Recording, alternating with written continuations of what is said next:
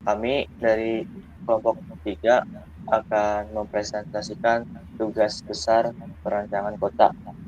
Adapun anggota kelompok, yang pertama itu ada Devi Asifah Hidayat, yang kedua ada Galih Firmansyah Wihadja, yang ketiga ada Ridho Santoso, saya sendiri, dan yang keempat ada Rizky Saputra. Lanjut ke slide berikutnya.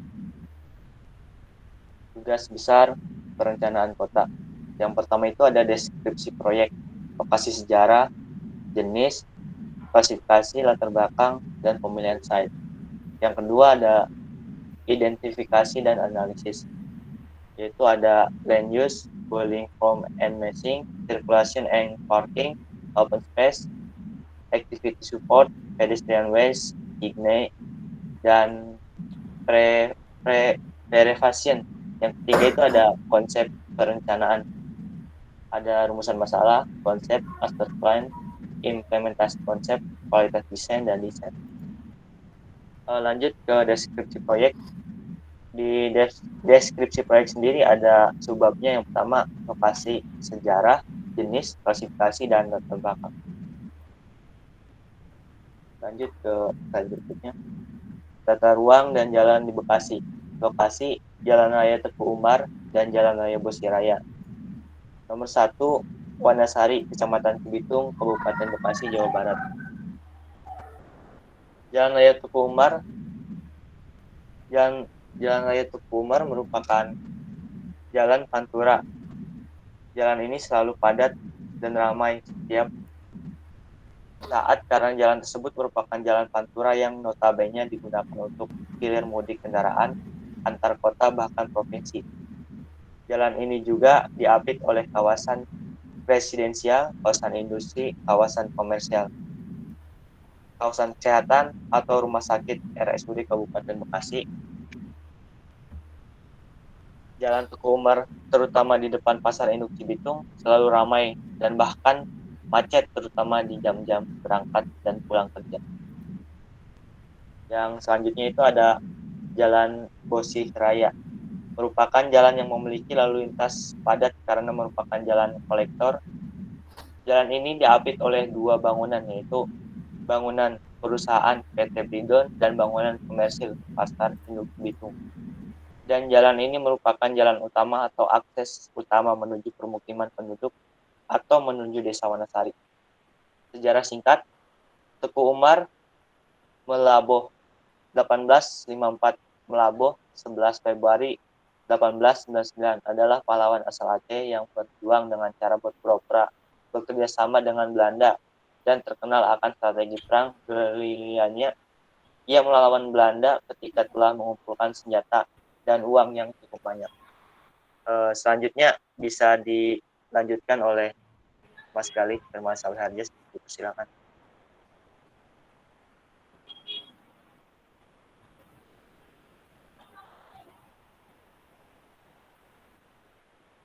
Suaranya ini belum ada.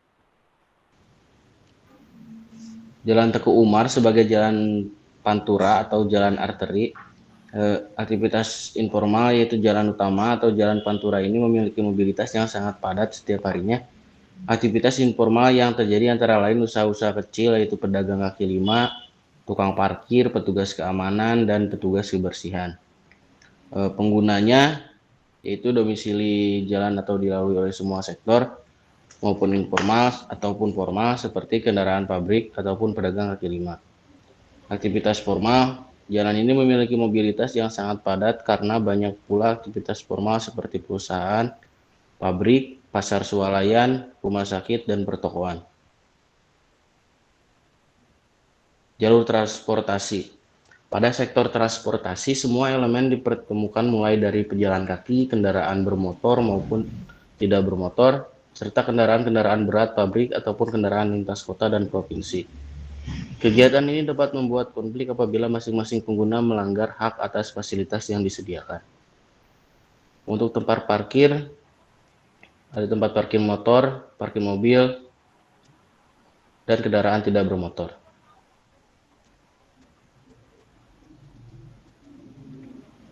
Untuk peraturan IMB, kewajiban setiap orang atau badan yang akan mendirikan bangunan untuk memiliki izin mendirikan bangunan diatur pada pasal 5 ayat 1 Perda nomor 7 tahun 2009. IMB akan melegakan suatu bangunan dan direncanakan sesuai dengan tata ruang yang telah ditentukan. Nilai lebih kepemilikan IMB. Bangunan yang telah ber-IMB memiliki kelebihan dibanding dengan bangunan yang tidak ber-IMB.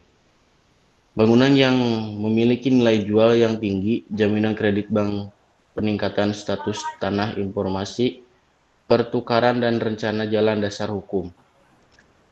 Peraturan perundang-undangan yang membuat IMB adalah sebagai berikut, yaitu ada di Undang-Undang Nomor 28 Tahun 2002 tentang bangunan gedung, lalu ada Undang-Undang Nomor 26 Tahun 2007 tentang penataan ruang, dan Peraturan Pemerintah Nomor 36 Tahun 2005 tentang Peraturan Pelaksanaan Undang-Undang Pelaksanaan, lalu Undang-Undang Nomor 28 Tahun 2002 tentang bangunan gedung. Untuk di wilayah ini KDB-nya maksimal 60-70%, KDH-nya maksimal 15-20%, KLB-nya maksimal kurang dari 4, dan jumlah lantai maksimal dari analisa di wilayah Bekasi yaitu maksimal 44 lantai.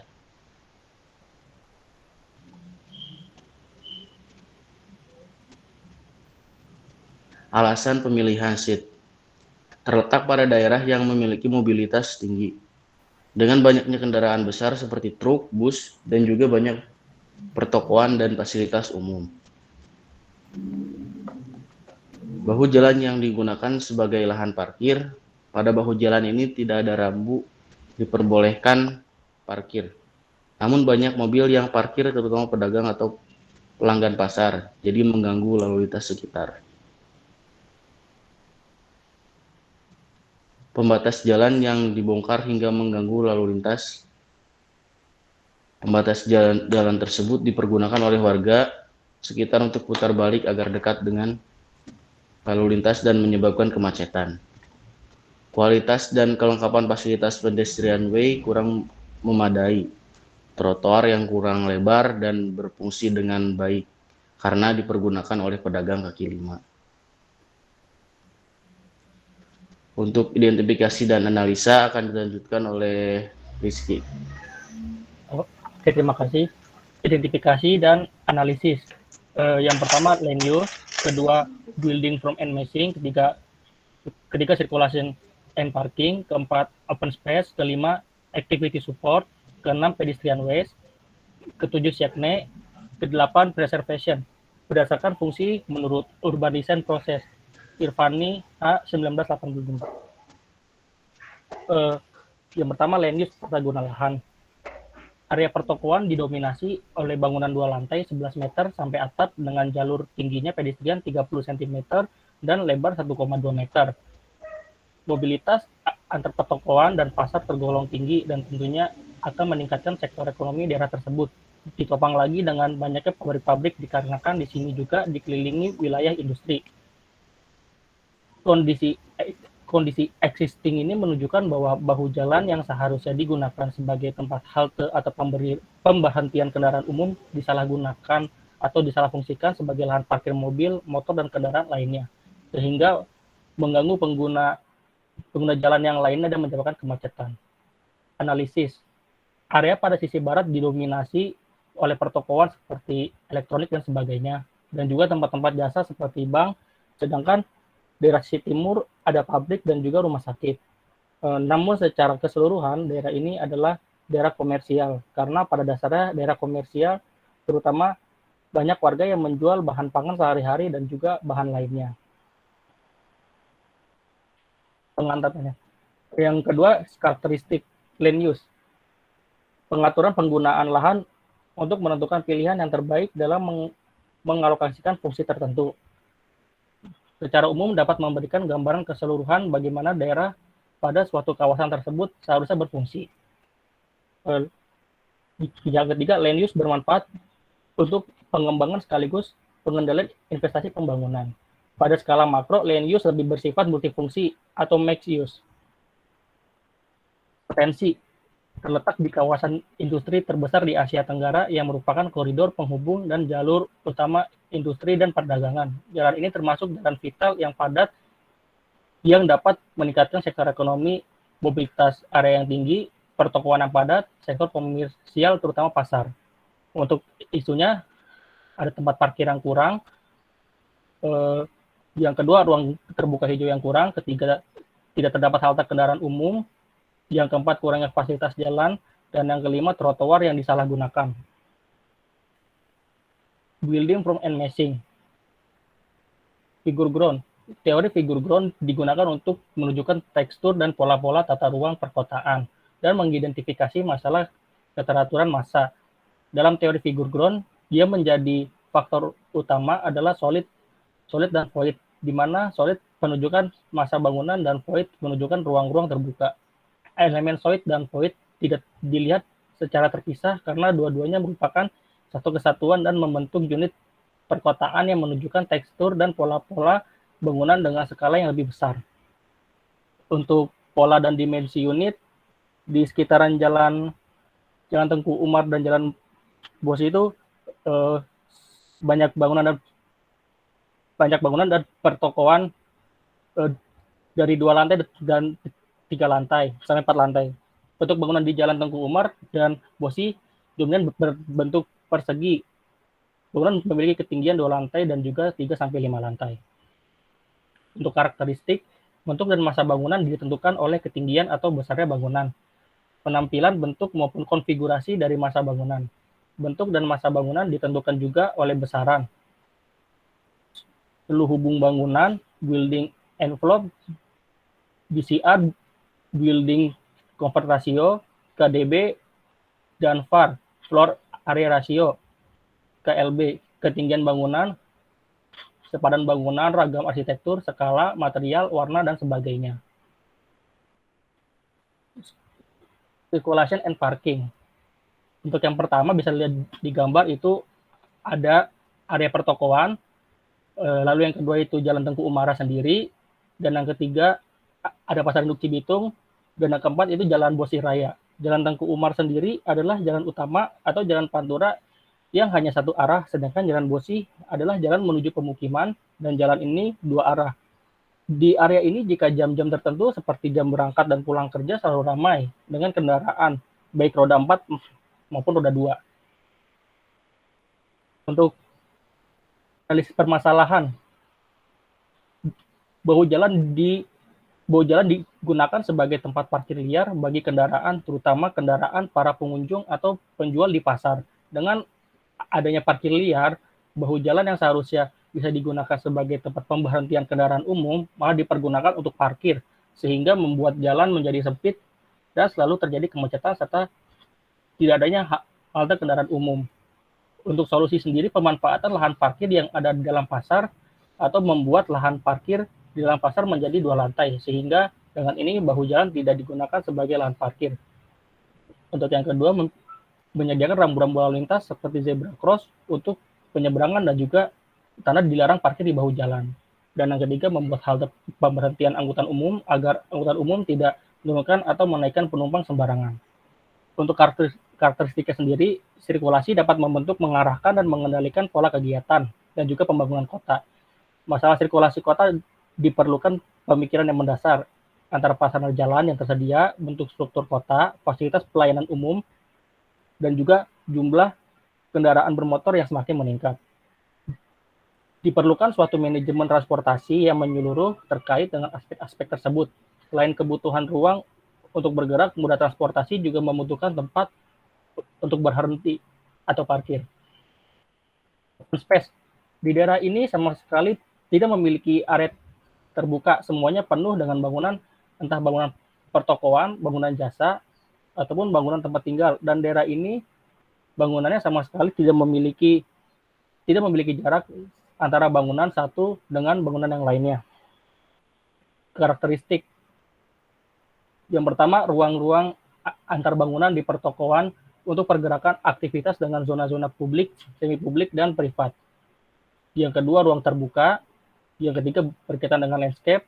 Dan yang keempat, elemen landscape terdiri dari elemen keras, hard space seperti jalan, trotoar, bebatuan, dan sebagainya. Elemen lunak, soft space, berupa tanaman dan air, ruang terbuka, lapangan, jalan, sempadan, sungai, green belt, taman, dan sebagainya. Analisis permasalahan merupakan koridor yang padat sehingga sulit untuk menjadikan ruang terbuka hijau ataupun ruang publik. Trotoar yang sempit dan malah digunakan sebagai tempat pedagang kaki lima berjualan dan juga lahan parkir sehingga sulit meletakkan vegetasi. Untuk solusinya, yang pertama memperlebar trotoar untuk mempernyaman pejalan kaki serta menambah ruang untuk penanaman vegetasi. Yang kedua, penertiban pedagang kaki lima dan parkir liar agar trotoar dipergunakan sesuai fungsinya. Yang ketiga, menanam tanaman atau mengaplikasikan tanaman vertikal karena keterbatasan lahan dan juga agar adanya vegetasi. Activity support. Aktivitas di sekitar area ini paling mendominasi adalah aktivitas komersil. Untuk mendukung aktivitas tersebut, maka harus adanya fasilitas-fasilitas penunjang untuk mendukung aktivitas tersebut. Karakteristiknya, pendukung kegiatan adalah semua fungsi bangunan dan kegiatan-kegiatan yang mendukung ruang publik suatu kawasan kota. Bentuk lokasi dan karakter suatu kawasan yang memiliki ciri khusus akan berpengaruh terhadap fungsi, penggunaan lahan, dan kegiatan-kegiatannya. Penciptaan kegiatan pendukung aktivitas kesinambungan antara menyediakan jalan, pedestrian, dan plaza dengan fungsi utama bangunan dan isinya, dan penggunaan elemen-elemen kota yang dapat menggerakkan aktivitas misalnya pusat perbelanjaan, taman rekreasi, perkantoran, perpustakaan, dan sebagainya. Analisis permasalahan yang pertama, tidak adanya zebra cross, tidak terdapat zebra cross di daerah tersebut. Akibatnya, masyarakat menyeberang jalan tidak beraturan. Untuk yang kedua, trotoar yang kurang memadai. Trotoar yang hanya berukuran 1,2 meter tidak memadai untuk area yang memiliki mobilitas yang tinggi, sehingga pejalan kaki tidak nyaman saat menggunakannya. Yang ketiga, tidak adanya halte angkutan umum.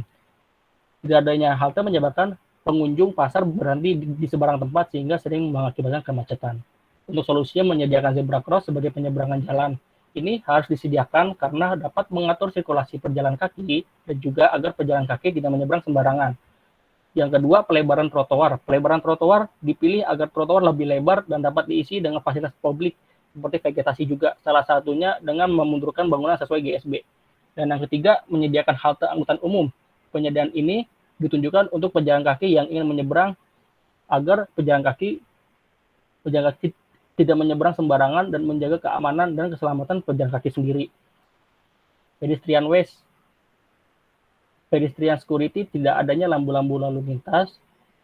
Tidak adanya rambu lalu lintas menyebabkan pengguna jalan, terutama yang menggunakan kendaraan berhenti sembarangan, itu dapat membahayakan pejalan kaki. Lalu sistem coherence. Kelengkapan pedestrian tidak sesuai standar. Tidak terdapat vegetasi, penyeberangan jalan, trotoar yang sempit, lalu rambu pejalan kaki, zebra cross, dan rambu lalu lintas lainnya. Yang ketiga, pedestrian convenience. Trotoar sempit karena bangunan tidak sepadan jalan. Trotoar yang sempit ini tidak memenuhi penggunanya yang banyak, karena di daerah sini banyak kegiatan dan mobilitas yang tinggi. Untuk karakteristiknya, area ditunjukkan untuk pejalan kaki yang bebas hambatan, atraksi untuk mendapatkan suasana saat melakukan pergerakan baik statis maupun dinamis. Sistem pedestrian yang baik akan mengurangi keterikatan terhadap kendaraan di kawasan pusat kota, mempertinggi kualitas lingkungan melalui sistem.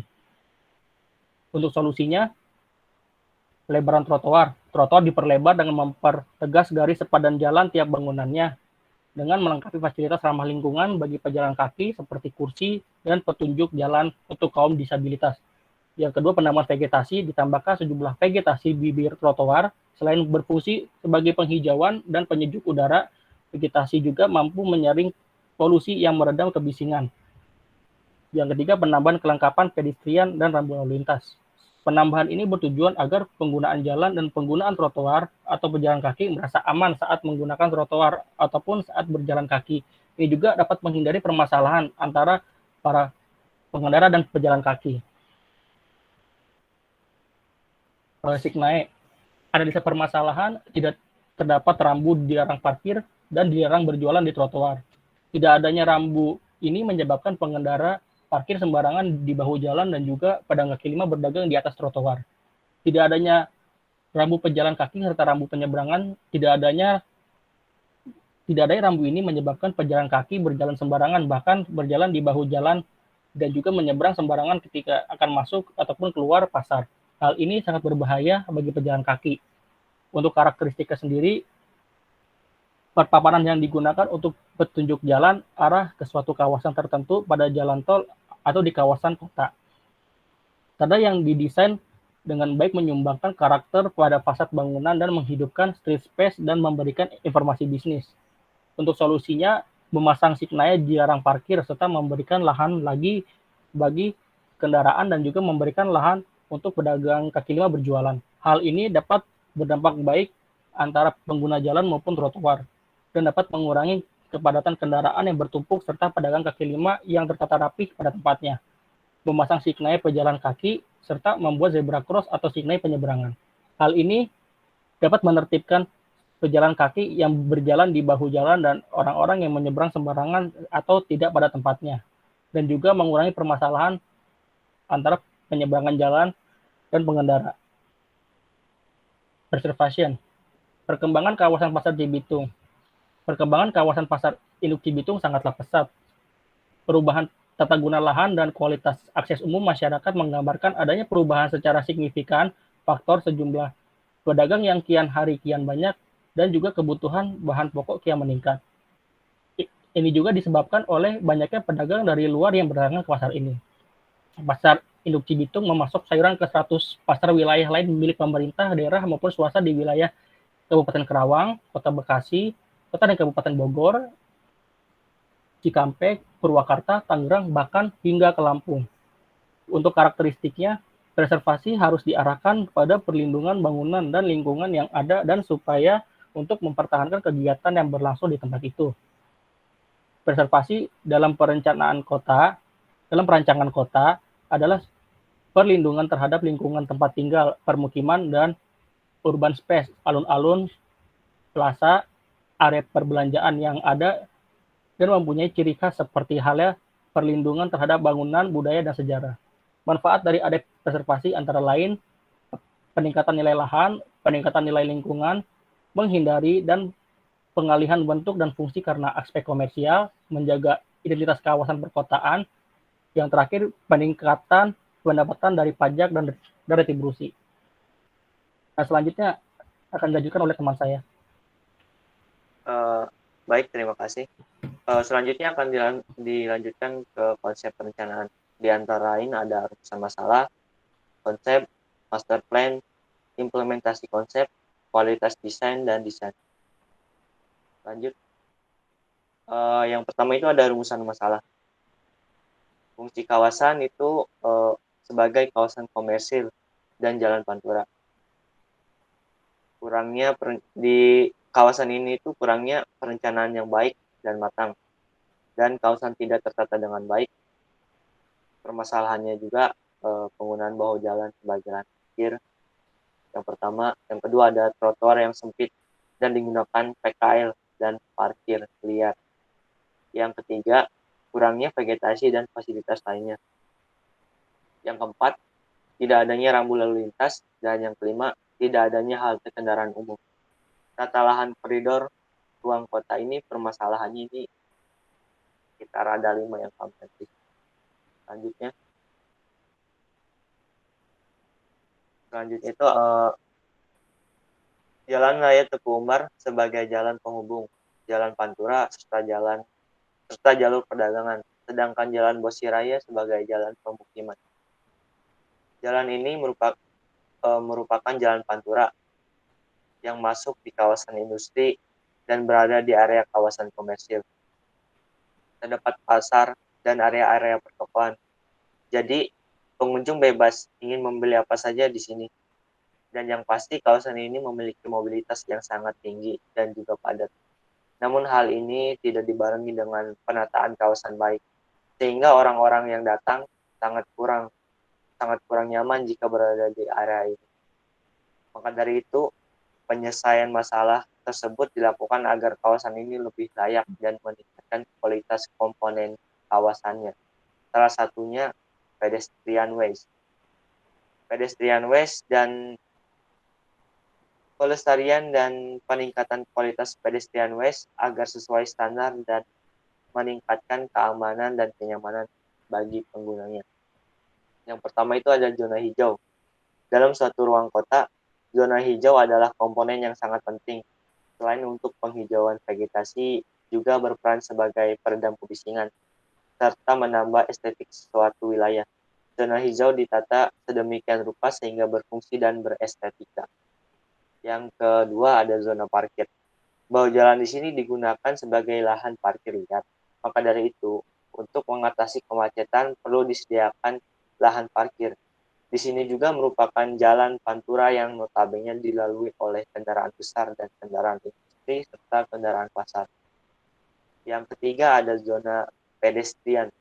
Penggal jalan ini merupakan jalan pantura yang memiliki mobilitas yang sangat tinggi. Zona jalan dibersihkan dari parkir liar dan menambahkan rambu-rambu lalu lintas sesuai peraturan yang berlaku agar mobilitas yang padat ini tidak menyebabkan kemacetan dan pastinya menunjang pengguna jalan atau pejalan kaki. Yang keempat, jalur pedestrian di kawasan ini. Yang keempat itu ada zona jalan. Jalur pedestrian di kawasan ini perlu diperbaiki dan ditingkatkan kualitasnya karena banyak pengguna pasar yang berjalan kaki, serta untuk mengurangi pejalan kaki menggunakan bahu jalan untuk berjalan agar tidak bentrok dengan pengendara bermotor atau bermobil dan juga menunjang keamanan dan kenyamanan. Ini tampak dari timur, dari arah Cikarang berarti kita mengarah ke Bekasi. Tampaknya seperti ini untuk kualitas desain kita. Lanjut ke slide berikutnya. Yang berikutnya itu ada master plan, Jalan Teguh Umar dan Jalan Bosiraya. Rencana induk pengembangan penggal Jalan Teguh Umar dan Jalan Bosiraya. Konsep yang diaplikasikan dalam pengembangan penggal Jalan Teguh Umar dan Bosiraya adalah konsep komersil dan kooperatif. Konsep komersil ini menekankan pada kemudahan akses perdagangan di daerah ini. Serta untuk konsep kooperatif, konsep ini menekankan pada perancangan jalan, trotoar, area hijau, maupun bangunan yang ada di sekitar penggal jalan ini. Untuk jarak antar lampu 25 meter, jarak antar tanaman 5 meter, jarak antar tempat sampah 30 meter. Di sini trotoarnya yang tadinya ukurannya atau lebarnya 1,2 meter, kita perlebar jadi 2 meter. Terus untuk GSP-nya sendiri kita pundurkan juga untuk di daerah pertokoan terutama yang di sebelah kanan. Lanjut ke slide berikutnya.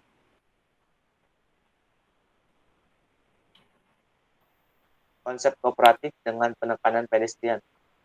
Perkembangan Kabupaten Bekasi sangat pesat. Banyak sekali pembangunan dikarenakan Kabupaten Bekasi merupakan kawasan industri. Tapi keadaan ini tidak didukung dan diimbangi dengan fasilitas jalan dan trotoar atau pedestrian yang baik, terutama fasilitas pejalan kaki yang kurang. Hal ini menjadi salah satu masalah dan perhatian yang sangat penting. Karena hal ini, pejalan kaki kehilangan kenyamanan dan keamanannya saat berjalan. Konsep pedestrian adalah konsep yang dituju untuk pedestrian. Hal ini berpengaruh ke berbagai aspek, yakni keselamatan, kenyamanan, dan keamanan pejalan kaki maupun pengguna jalan lain. Konsep ini sangat cocok dengan penggal jalan ini karena kurangnya fasilitas dan pedestrian yang baik dan memadai. Untuk konsep kooperatif, terus penerapan konsep, lanjut ke kualitas jalan tinggi, lanjut ke kualitas pedestrian yang tinggi. Setelah itu akan tercipta keselarasan dan juga didukung dengan pendekatan pedestrian. Bisa dilihat ini hasil dari desain kelompok kami. Lanjut ke slide berikutnya. Nah, untuk yang terakhir ini kualitas desain. Di sini ada view ketika malam hari dan siang hari bisa dilihat. Jadi atau nanti saya share pada teman-teman. Mungkin sekian presentasi dari kelompok kami. Untuk pemberitahuan sendiri Pak untuk kelompok kami, materinya belum selesai semuanya untuk di konsep perencanaan, karena jujur saja untuk desainnya itu baru selesai kemarin Pak, sekitar jam 9 malam. Jadi kami mengumpulkan seadanya saja Pak. Mohon maaf. Terima kasih. Wabillahi taufiq wal hidayah. Wassalamualaikum warahmatullahi wabarakatuh. Waalaikumsalam warahmatullahi wabarakatuh. Baik, terima kasih Mas Rido dan kawan-kawan yang telah mempresentasikan hasil UTS-nya. Sebentar saya coba cek dulu kait materinya.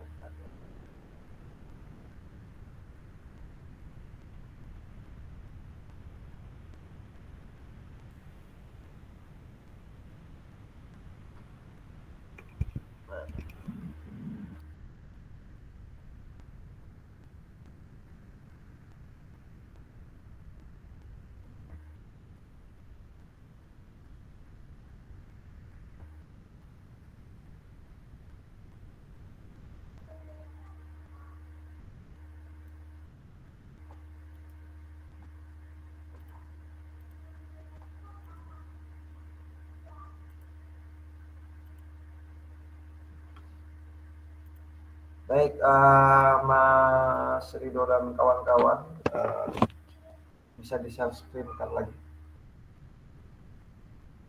Jadi di sini yang belum itu hasil perancangannya ya? Iya Pak. Oke, coba. Di awal dulu, coba di awal.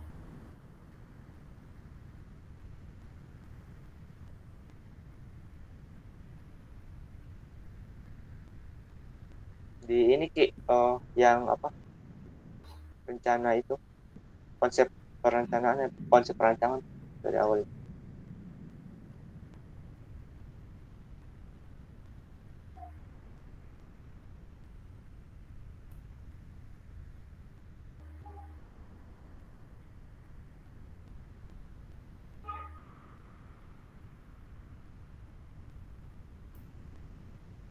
Oke, di sini rumusan masalah. Kekurangannya di sini, saya nggak tahu ya harus melihat lagi dengan identifikasi permasalahan yang telah disampaikan oleh tim ini. Jadi upayakan di dalam permasalahan ini apa yang setelah diidentifikasi di lapangan yang di slide sebelumnya, jangan sampai ada yang kelewat seperti itu. Jadi kalau bisa upayakan dalam rumusan masalah tambahannya adalah di dalam diagram permasalahan ini ya, dibuat permasalahannya per 8 elemen saja gitu. Nah, satu masing-masing elemen itu menjelaskan terkait masalahnya yang ada di slide sebelumnya. Itu lebih spesifik lagi gitu kan, di dalam penjelasan permasalahannya. Nah, jadi jangan sampai ada yang terlewat dengan permasalahan yang sudah diidentifikasi. Nah, setelah itu, setelah mensinkronkan antara identifikasi dengan rumusan masalah, ya, dan dibagi per elemen, nah di sini. Nah, di dalam nanti sebuah konsep, jangan lupa juga bagi ke 8 masalah itu konsepnya arahannya seperti apa, seperti itu. Jadi tetap poin 8 elemen ini menjadikan titik konsep dan perancangannya nanti, seperti itu. Agar apa? Agar semua permasalahan yang ada di sana itu sudah diakomodir di dalam perancangan desain. Seperti itu. Itu adalah kekurangannya saja untuk tim ini ya. Nah, yang kedua adalah terkait dengan master plan-nya. Coba. Oke, di master plan ini konsep ini kan memang belum semuanya ya. Jadi silahkan tim ini kan cukup banyak nih, 5 orang ya. Nah, bisa nggak dalam waktu 1 minggu ini diselesaikan? Insya Allah bisa Pak. Bisa ya. Ya. Karena harapannya kalau ini sudah selesai, tim ini bisa langsung lanjut ke membuat video. Iya Pak. Seperti itu. Namun kalau bisa sih, nggak tahu ini rancangan desainnya pakai apa? Aplikasi software apa? Kecap Pak. SketchUp. Iya. Bisa nggak dari SketchUp itu ke Lumion kan biar lebih bagus hasil desainnya? Sangat bisa Pak. Sangat bisa. Sangat bisa. Bisa, sangat bisa. Bisa. Oke, kalau bisa supaya istilahnya dari mulai perancangannya supaya lebih halus, lebih pencahayaannya kan di Lumion itu finishingnya di sana ya, seperti itu. Nah, coba dibuat lagi perancangan yang ada di SketchUp ini dipindahkan dulu ke Lumion, seperti itu, supaya hasil akhirnya lebih bagus lagi kayak gitu.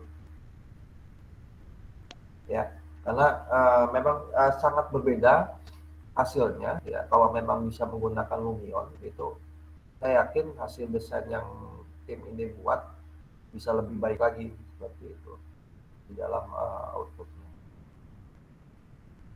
Ya, bisa ya Pak?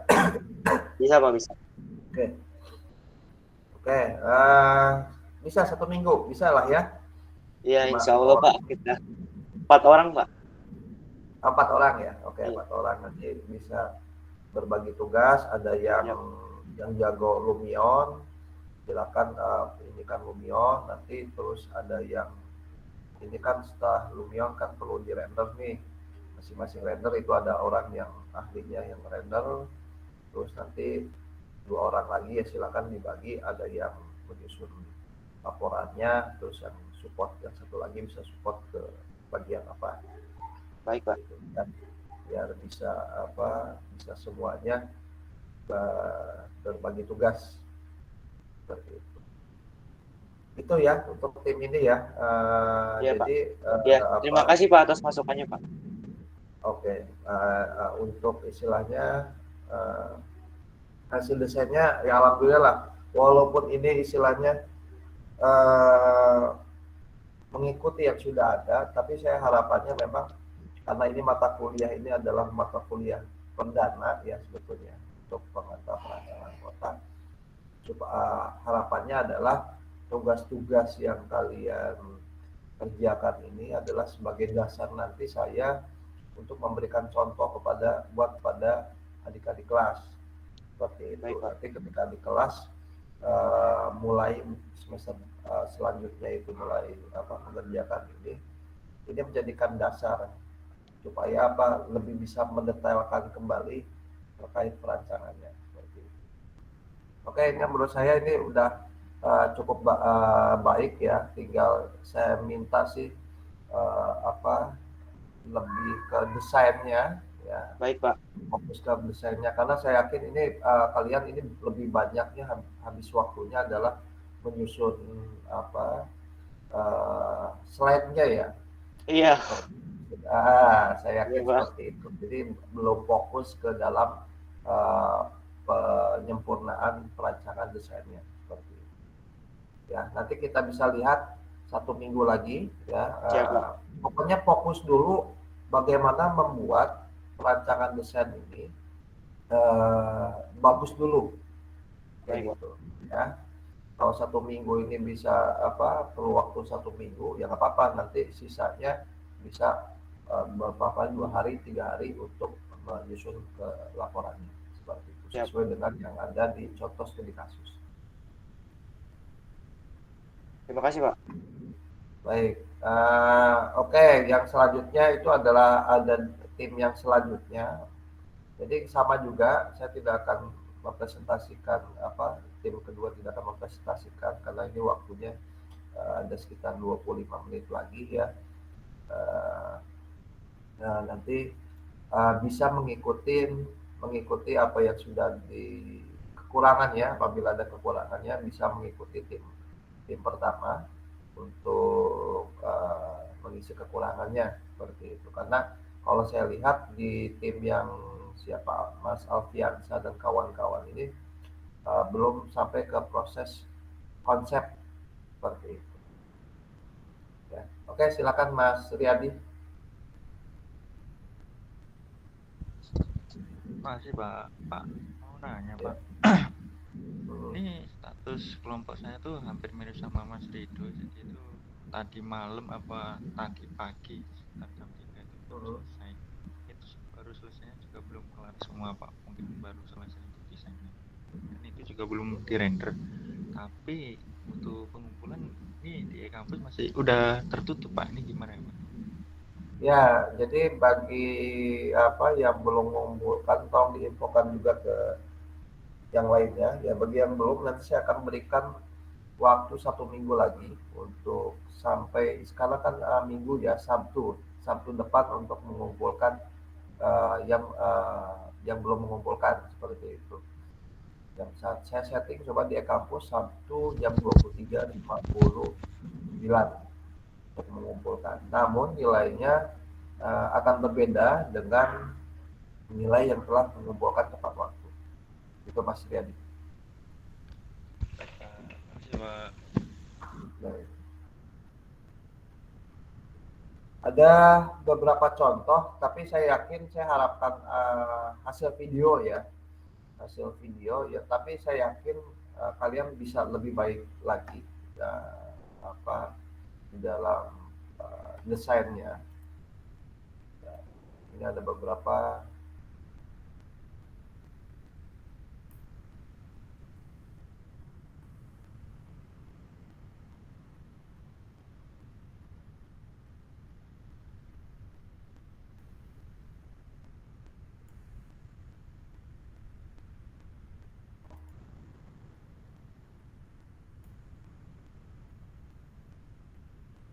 Nanti setelah selesai 1 minggu ini di dalam perancangan desain sesuai dengan di PowerPoint, nanti kalian akan diminta untuk membuat video, belajar untuk membuat video, dan ini salah satu contoh video yang hanya ilustrasi lah, memberikan gambaran bagaimana membuat video perancangan koridor jalan.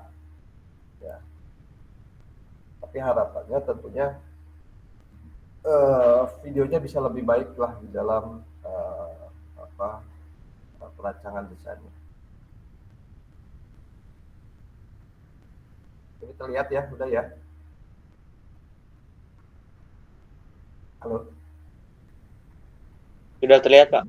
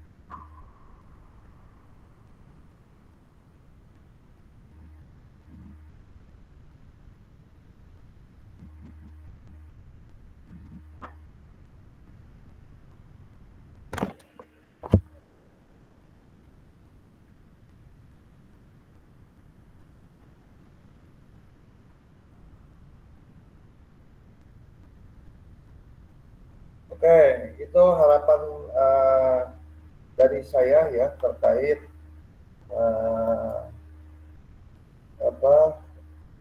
rancangan video yang ingin supaya kalian semua bisa minimal seperti yang tadi di-share-kan. Bagaimana? Bisa? Yakin bisa ya? Bisa Pak, bisa. Bisa, Pak. Harus seperti itulah kayak gitu. Karena ini tantangan buat melatih skill kalian kayak gitu. Iya Pak. Karena kalau kalian bisa buat seperti ini ya akan skillnya akan terus terasa. Jadi memang semua tim di sini masing-masing individu harus saling support ya untuk memberikan hasil yang terbaik. Karena kenapa? Ini bisa menjadikan portofolio kalian nanti kayak gitu, hasil tugas-tugasnya. Ini dari mumpung mulai sekarang masih semester 5 ya, kalau nggak salah ya. Iya Pak. Ya, jadi semester 5 ini harusnya sudah mulai mengumpulkan portofolio untuk kebutuhan CV kalian.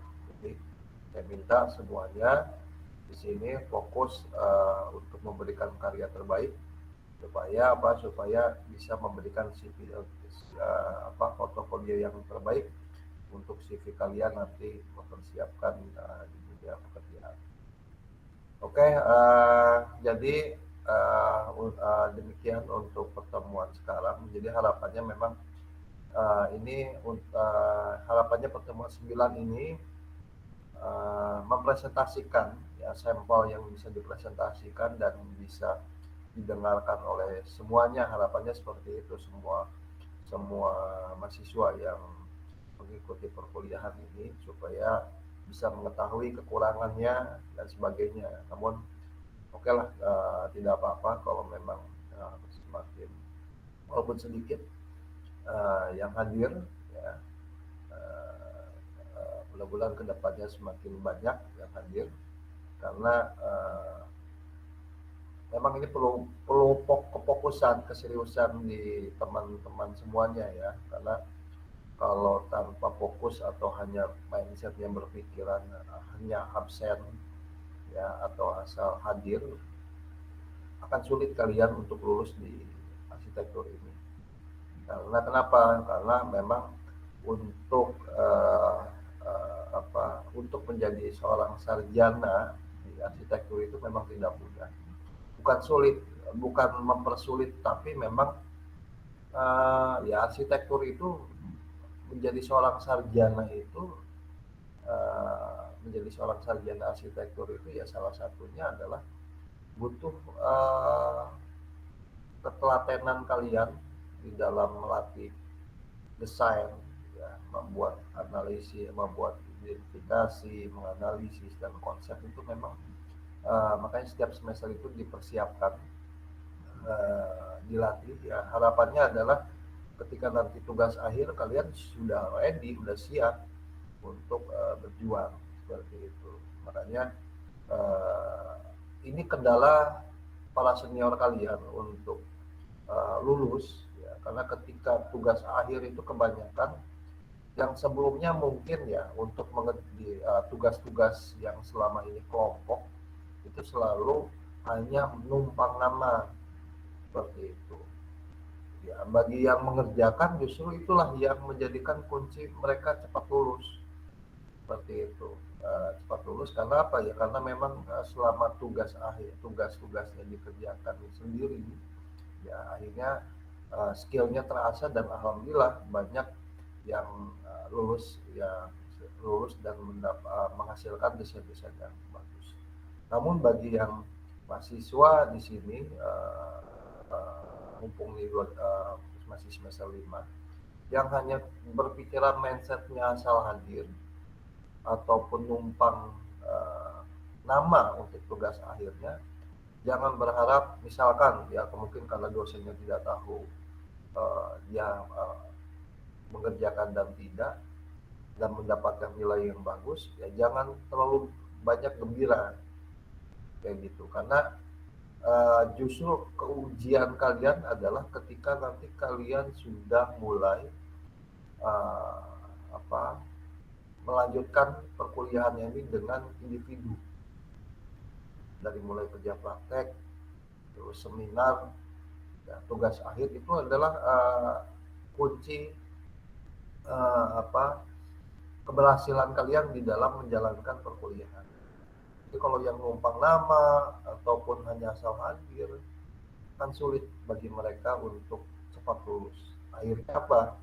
Akhirnya mereka baru sadar ya, bahwa kunci sesungguhnya adalah yang memang diri sendiri. Seperti itu. Akhirnya banyak senior-senior yang lama itu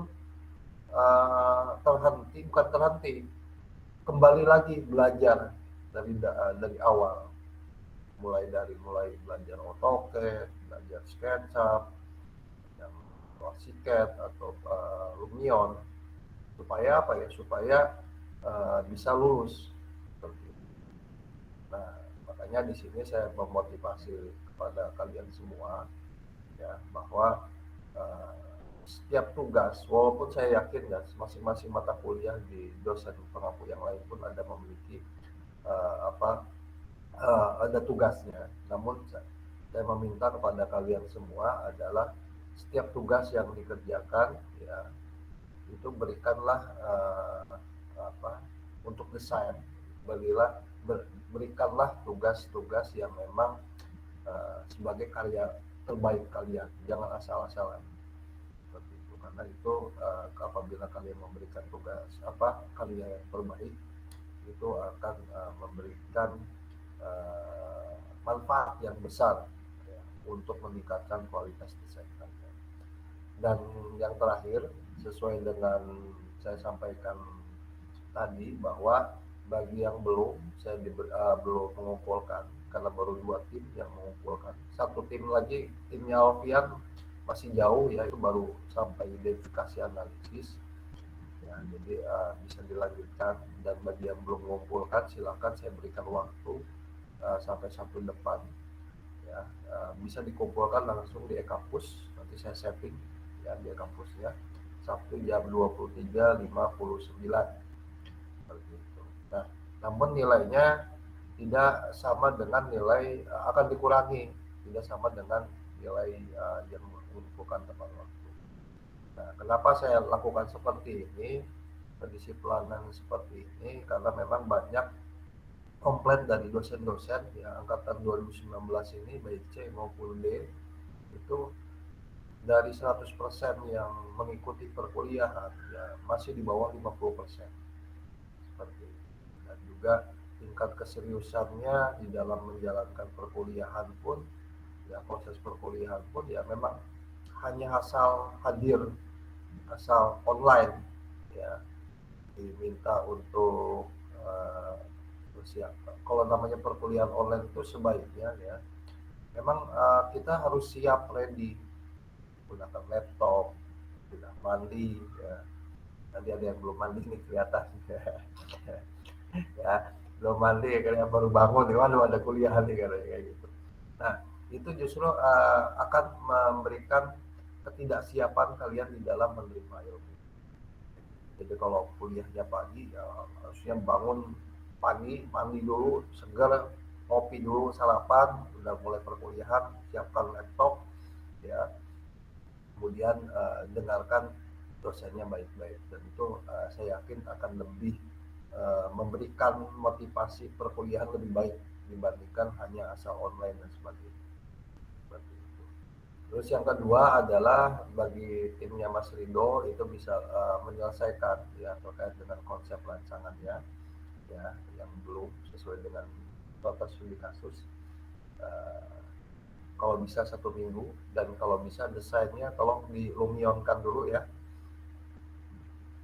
dilumionkan dulu supaya hasilnya bisa lebih baik. Nah, setelah 1 minggu bisa dikumpulkan ya, di emailkan saja ke saya ya UTS-nya. Nanti setelah 1 minggu selesai, baru ke proses video, kalian belajar membuat alur video. Oke, mungkin dari saya untuk pertemuan kali ini cukup sekian. Terima kasih yang sudah hadir. Assalamualaikum warahmatullahi wabarakatuh. Waalaikumsalam warahmatullahi wabarakatuh. Terima kasih banyak, Pak. Ya, Terima kasih, Pak. terima kasih sama-sama.